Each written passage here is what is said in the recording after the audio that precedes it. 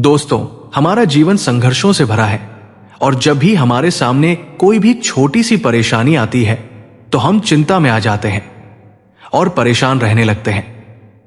ऐसी ही एक कहानी है जो आपको चिंता मुक्त बनाने में मदद करेंगी, तो वीडियो को पूरा वॉच करें। कहानी छाया का बोझ। सावन का महीना था। वर्षा की बूंदें बोधगया के शांत वातावरण में नृत्य कर रही थी। वृक्षों की पत्तियां जैसे नहा चुकी हों और भूमि की गंध में जीवन की ताजगी बसी हो। बौद्ध भिक्षुओं का एक समूह गौतम बुद्ध के प्रवचन के लिए एकत्रित हुआ था, लेकिन आज बुद्ध मौन थे। उनकी दृष्टि आकाश की ओर स्थिर थी। तभी एक युवक उनके चरणों में आ गिरा। भगवन, युवक बोला, मेरा नाम वत्सराज है। मैं एक व्यापारी हूं, परंतु मैं रात्रि को सो नहीं पाता। हर समय सोचता रहता हूं, व्यापार में हानि न हो जाए। मेरे परिवार का क्या होगा? लोग क्या कहेंगे? क्या मैं असफल हूं? चिंता मेरी छाया बन गई है। कृपा कर मुझे मुक्ति दे। बुद्ध ने उसकी आंखों में देखा। वो थका हुआ था, जैसे किसी भारी बोझ को वर्षों से ढो रहा हो। वत्सराज, बुद्ध ने कहा, क्या तुम एक कार्य कर सकोगे? कुछ भी प्रभु। तो जाओ, बुद्ध बोले, उस वन की ओर जहां 5 मील दूर एक परित्यक्त झोपड़ी है। वहां तुम्हें कोई न मिलेगा, परंतु तुम्हें वहां 3 रातें बितानी है। जो तुम देखो, अनुभव करो, बस देखना, कुछ करना नहीं। वत्सराज आश्चर्य में था। अकेले जंगल में? लेकिन बुद्ध के वचन को चुनौती देना जैसे अग्नि को छूना होता है। वो झोला उठाकर चल पड़ा। जंगल में प्रवेश करते ही वातावरण बदल गया। पक्षियों की आवाजें धीमी होने लगी और हर कदम पर सन्नाटा घना होता गया। पहली रात वो झोपड़ी में लेटा, चिंता से घिरा रहा। हर पेड़ उसे कोई छाया जैसा लग रहा था, परंतु उसने बुद्ध के वचन याद किए, देखना है, करना नहीं। आधी रात को उसे लगा कि झोपड़ी के बाहर कोई चल रहा है। एक छाया दीवार पर उभरी। वो डर गया, लेकिन बाहर नहीं गया। अगले दिन सूरज निकला और उसने देखा, वहां कुछ नहीं था, केवल एक टूटा पेड़ था जिसकी छाया रात में हिलती प्रतीत होती थी। क्या मैं अपनी कल्पनाओं से डर रहा था? वो सोचने लगा। दूसरी रात झोपड़ी में उसे सपने आने लगे। बचपन के सपने, जब उसका पिता उसे डांटता था, जब वो परीक्षा में असफल हुआ था, जब व्यापार में पहला घाटा हुआ था। वो पसीने से तरबतर जागा। उसने बैठकर सोचा, ये स्मृतियां क्यों लौट रही हैं? क्या मैं अब भी अतीत को ढो रहा हूं? तीसरी रात वत्सराज को नींद नहीं आई। वो बाहर निकल आया। आकाश पूर्णिमा के प्रकाश से चमक रहा था।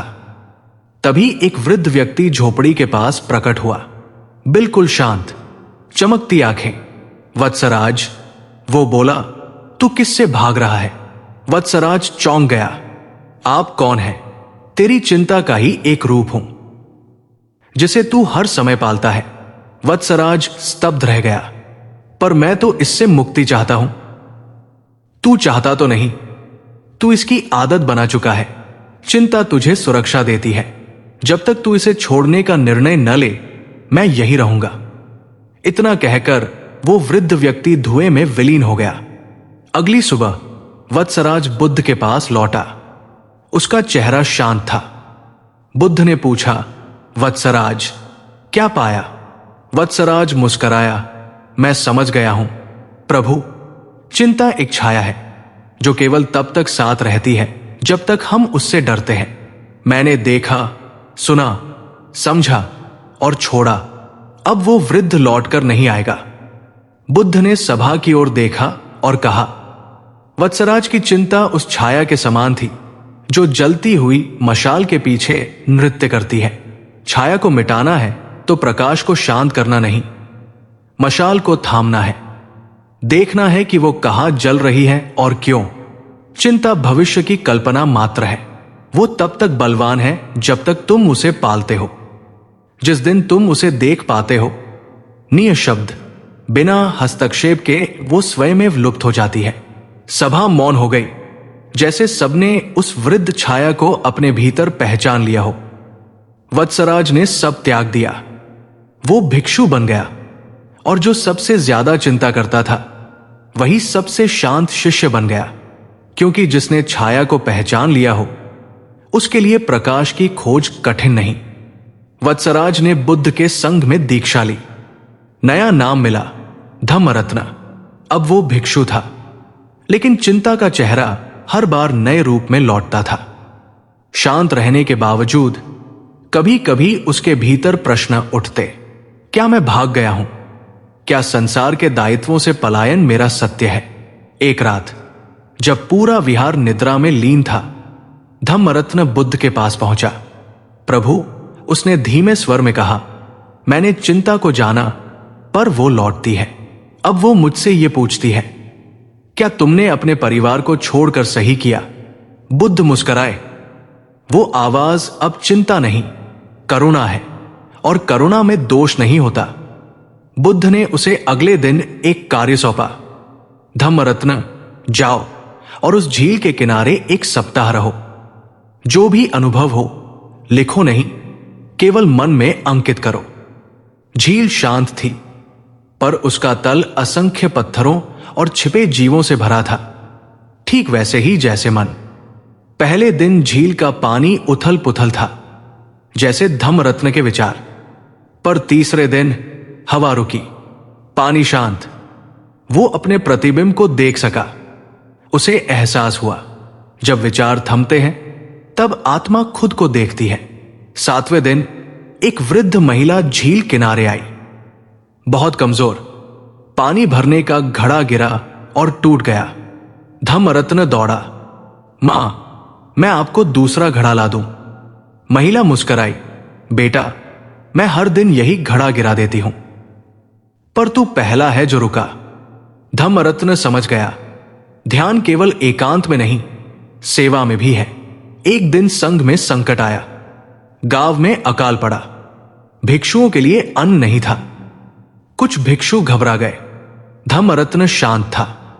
वो गांव गया, दरवाजा दरवाजा। लोगों ने कहा, भिक्षु आए तो सही, लेकिन अब हमारे पास कुछ नहीं। तब उसने कहा, मैं अन्न नहीं मांगने आया हूं, मैं आपकी चिंता सुनने आया हूं। यह वाक्य गांव में फैल गया। लोग आए, अपनी पीड़ा सुनाई, और फिर कोई चावल ले आया, कोई फल, कोई जल। बिना मांगे सब मिल गया। बुद्ध ने उस दिन कहा, धम्मरत्न अब केवल मेरा शिष्य नहीं, वो मेरी वाणी बन चुका है। धम्मरत्न ने जीवन में सीखा, चिंता कोई शत्रु नहीं, वो तो चेतावनी है कि तुम या तो अतीत में अटके हो या भविष्य में डरे हो। परंतु जो वर्तमान की आंखों से देखे वो चिंता नहीं करता, वो चिंतन करता है। क्या यही अंत था? नहीं, ये केवल धम्मरत्न के भीतर एक नए बुद्ध के जन्म की शुरुआत थी। तो दोस्तों, आपको हमारी ये वीडियो कैसी लगी? इसे लाइक करें